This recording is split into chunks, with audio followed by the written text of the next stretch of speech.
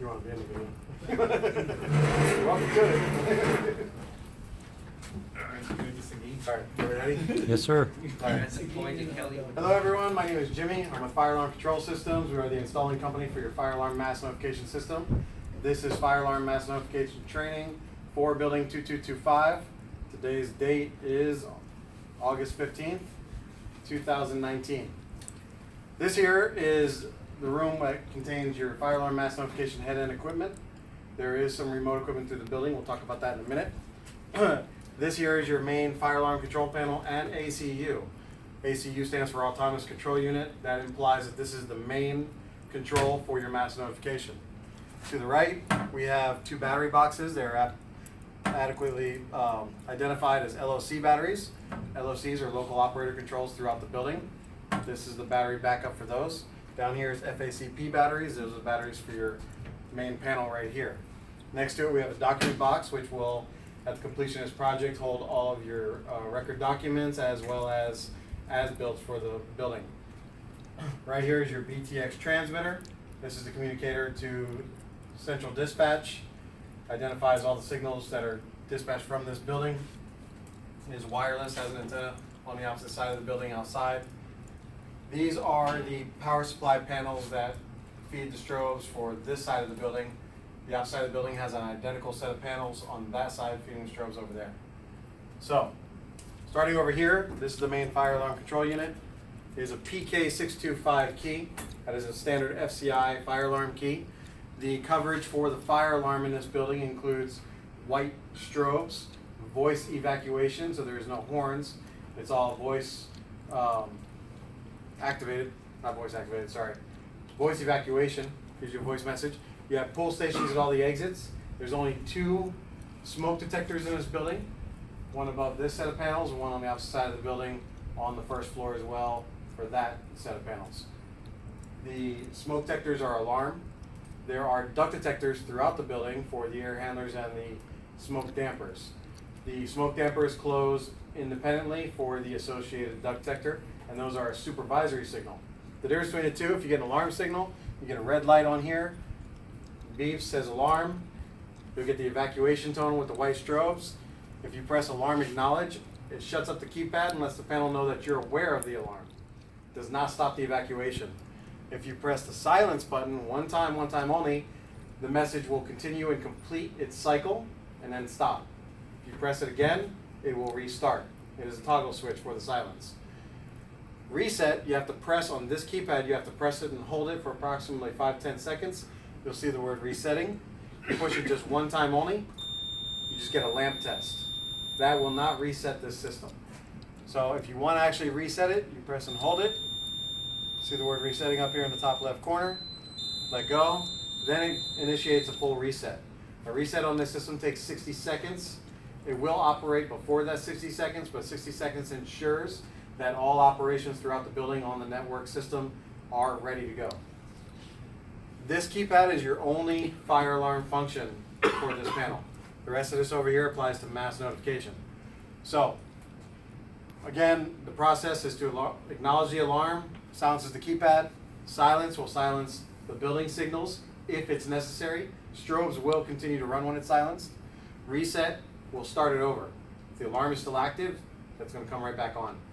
If the problem has been resolved and the pull station has been reset or the smoke has been cleared, then it'll clear itself once you do a reset. Troubles will reset on their own. Supervisories have to be reset through the panel. So duct detectors will shut down that unit will stop, will not restart, the damper will not reopen until you reset the panel. So you have to make sure that the smoke is clear from the duct detector if that is causing it to shut down. The buttons down here, you have menu, edit and backspace, and enter. That's for programming. When you enter the menu, you can set the clock, view the history on the log. Everything is number oriented with the number pad here. So any menu option you want to enter, you press menu, you enter the corresponding number and whatever information it asks for, or you just press backspace or edit to get back out of it. You can also hit menu to come back out of the menu as well. Any questions on the fire alarm operation portion here? We don't touch that, right? That's just the fire. Fire department should be the one to reset a fire. Nobody in a building should ever reset a fire alarm unless they have themselves cause a false alarm, and they know for sure that it is a false alarm. We request that you don't reset it. Just Yeah. whenever you if They you call, prefer the dispatcher's verify. gonna get the alarm just when you call them to know that it was Correct. yeah, there was an accident and Yeah, let them verify, because you never know what may happen. Yeah, what you can do is if you accidentally set something off, you can call 911 and still let them know, hey, it was an accident. We still have to respond, Okay. but at least we know that it was an accident. There's not something actually You don't going need on. sirens and all that. Yes, ma'am. Oh, okay. So, and you shouldn't silence either unless you're aware, that way if there is required evacuation, people can evacuate. So that's just the fire alarm portion. Once again, your record documents will be in there, inside here. One of these panels, white wires are your white strobes, yellow wires are your yellow strobes. These are the panels that feed those strobes. You have white and yellow, they operate independently because one is for fire, one is for mass.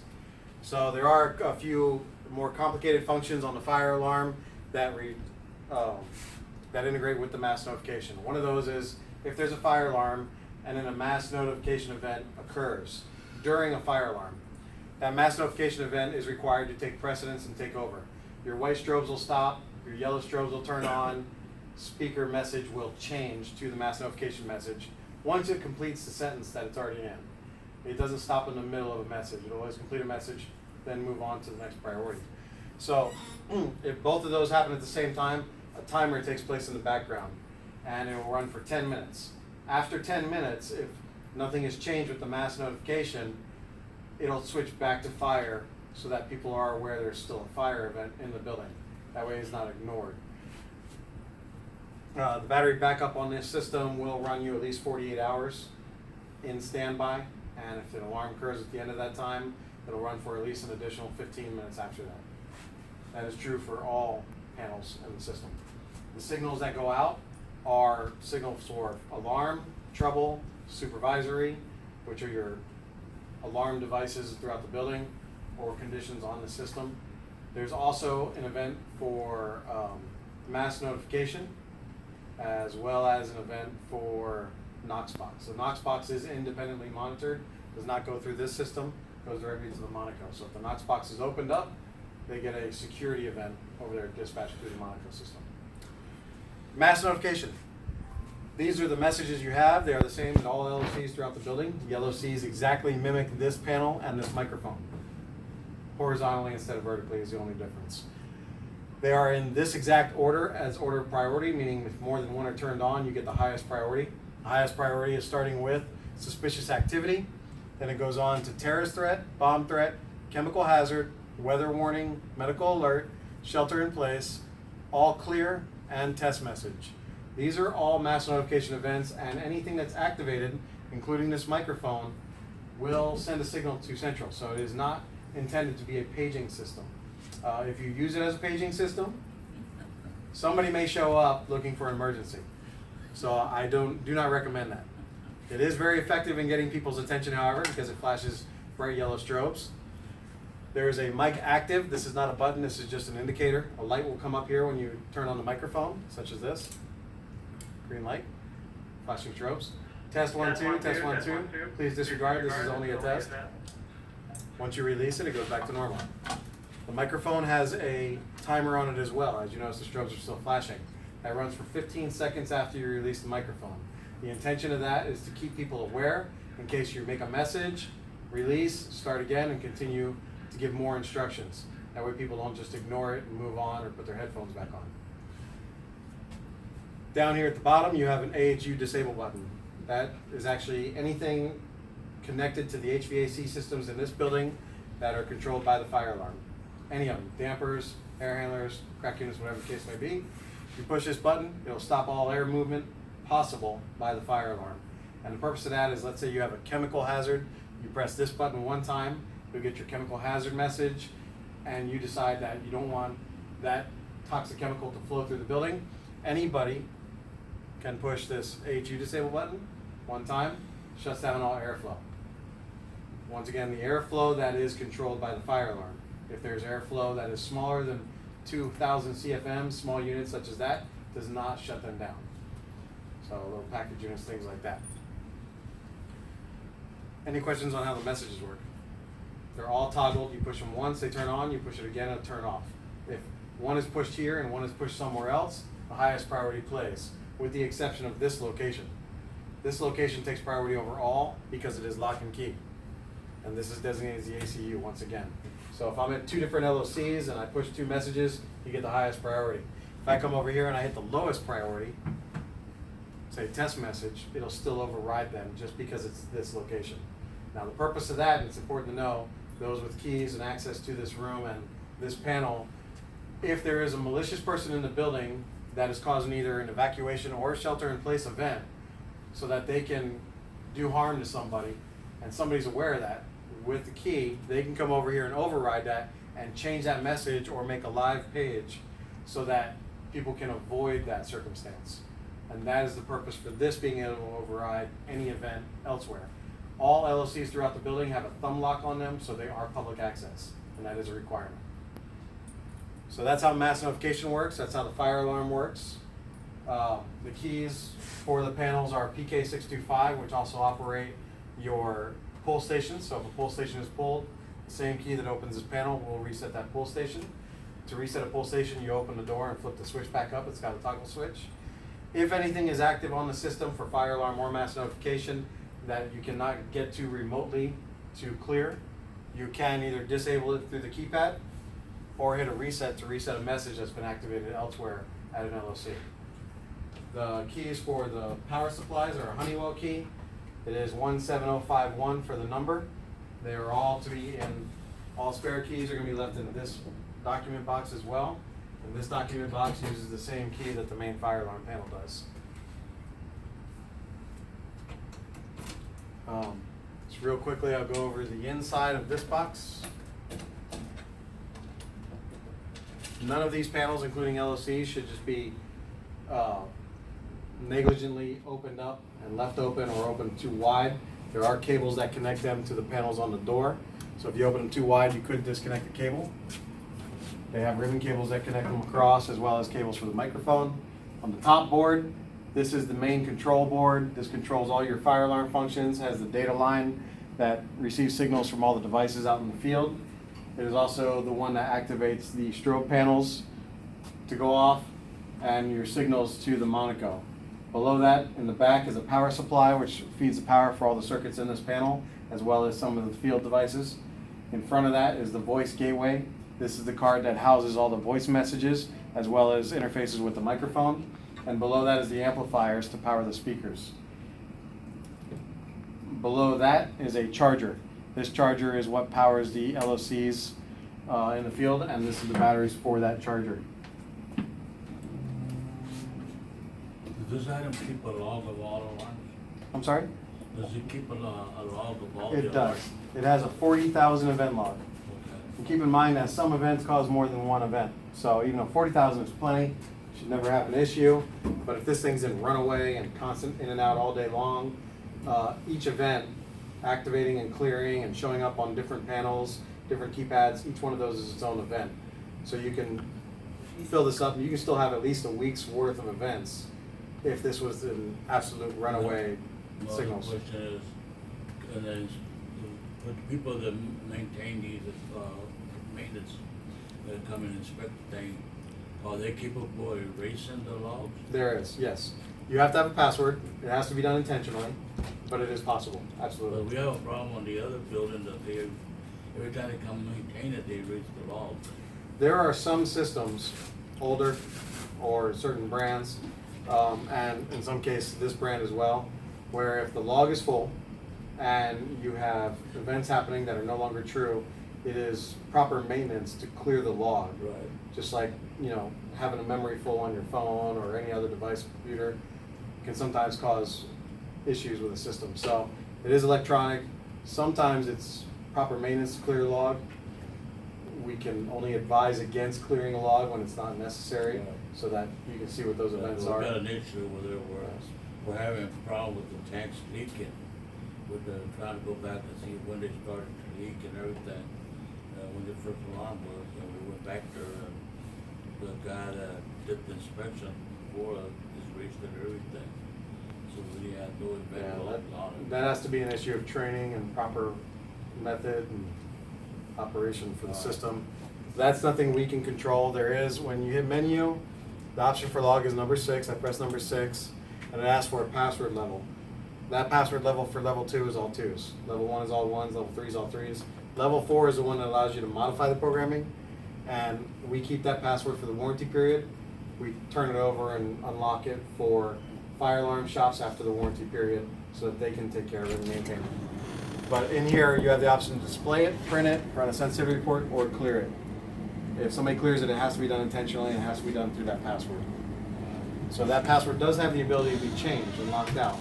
But changing a user level like level 2 also restricts the ability to disable devices that are nuisances. So if something's above the ceiling, can't get to it easily, a duct detector that's causing an air handler to shut down but it's dirty, that's also level 2 to disable that. So taking that feature away from one option takes it away from another as well. It should only be qualified personnel that use that. And that's just a recommendation. All panels also, in the event of you gentlemen that need to shut down a system that is acting inappropriately, all the panels and breakers are labeled on the front of them, and the batteries are labeled in battery cabinets, so that you can disconnect those if needed. Are there any rooms that have servers in them that would have any extinguishing systems? There is going to be an extinguishing system. We are going to monitor it for alarm and trouble and supervisory conditions, but that is it. The extinguishing system isn't an independent system. It'll have a separate training and its own operation. It is not directly connected to the system other than for the purpose of reporting out in Central Station. Is it a carbon dioxide, halon? That I don't know, I apologize. It's a clean system, whatever that stands for. I can tell you the server rooms beyond the extinguishing system is, there's 2 crack units that have their own internal smoke detectors. They are not smoke detectors on the system, but the system does monitor the condition of those. So if those smoke detectors go into alarm, we do shut down those crack units. So we both monitor and control them, but they are not provided by the system, if that makes sense. Alright, are there any heat detectors in the facility? There's no heat detectors in the facility. You have a multitude of duct detectors, roughly 20, give or take, and there's 2 smoke detectors, pull stations, all the exits, and all the rest of the systems are ancillary to this system. We're doing separate training for the agent. Yeah, I kinda wanna know what it is. The clean agent system is gonna be its Same own. thing agent we have at probably 2,000. Is it an oxygen replacement agent? It's gonna be, I know it doesn't make a mess, but if we walk in there, we don't have where If it's. it's halon or carbon I don't have anybody pass I don't think, well, halon's not legal anymore, right? I don't know if anybody's using halon anymore. For that, they want to show us how to shut it down before. I don't know if it's gas or liquid though. going open. So is there any other questions regarding fire alarm and mass notification? I do want to make a note reference that there is another keypad at the main lobby of the building, which is smaller, but is a touchscreen. It is more intuitive. The functions are the same, but it uses on-screen buttons with the instead of hard buttons like this one. The only benefit to that one is you do not need to hold down the reset button. You push it and it asks for confirmation, okay, or cancel, and you press okay.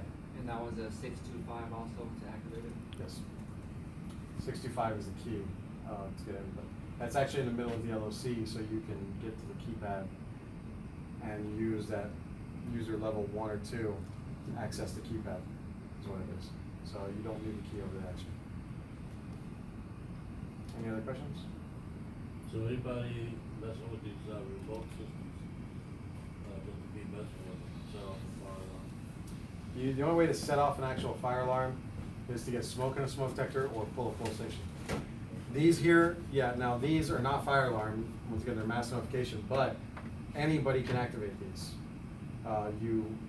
It is code required, UFC requirement, that they have public access, because anybody can witness an event of terrorist, malicious activity, or chemical, weather, whatever the conditions So all are. it does is send a notification to the fire alarm. It's a general notification saying mass notification, So the first responders, fire department, or security, whoever comes out, should listen to the speakers. There are speakers on the outside of this building to hear what the event is before entering the building for safety's factor.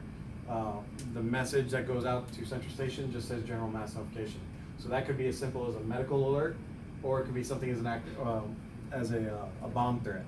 So those speakers are capable of hearing a minimum of 30 feet away from the building at the entry points. Just for down, park down at the end of that parking lot. Yes, you can hear You it. can hear clearly. Yes, clearly, legible, intelligible, sorry. So, listen for the message, I recommend, before entering the building, and know what your threat is. Anything else? That's it. These messages will play indefinitely. They do not time out unless there's a fire alarm in the background, or somebody resets them or turns them off. Every one of them is toggled. You'll see a green light light up to the next one you activate. Press it again, it'll turn back on. So is your extinguishing system online already? Or are you waiting for it to? That's it. Good.